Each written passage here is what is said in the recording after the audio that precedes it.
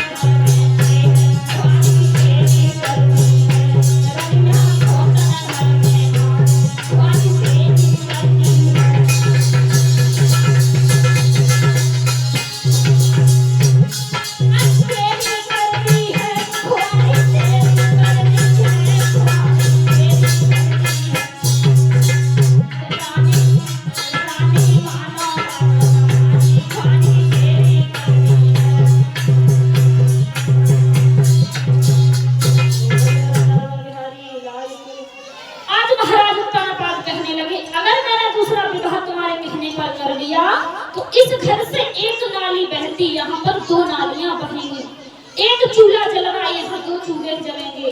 तुम पागल हो रही हो, तुम अभी रानी बनकर रहती हो, तुम्हें मेहतरानी बना देगी, घर की नौकरानी बना देगी, तुम्हें पता भी है क्या कह रही हो।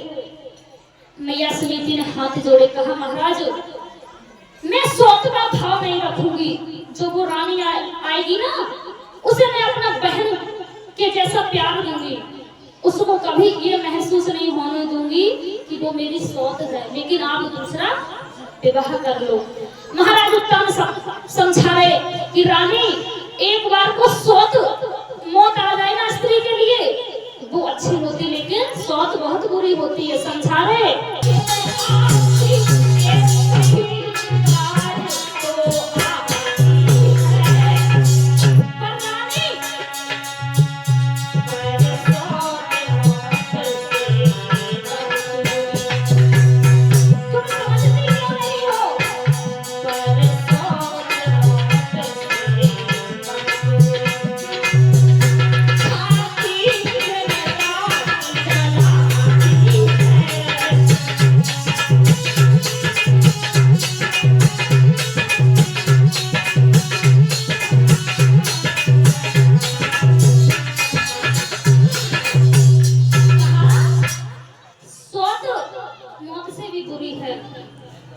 लेकिन मैया सुनीति जिद ठाने नहीं, विवाह तुम्हें करना पड़ेगा।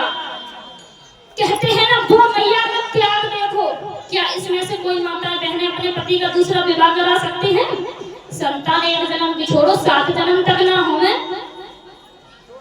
करा सकती कोई क्या?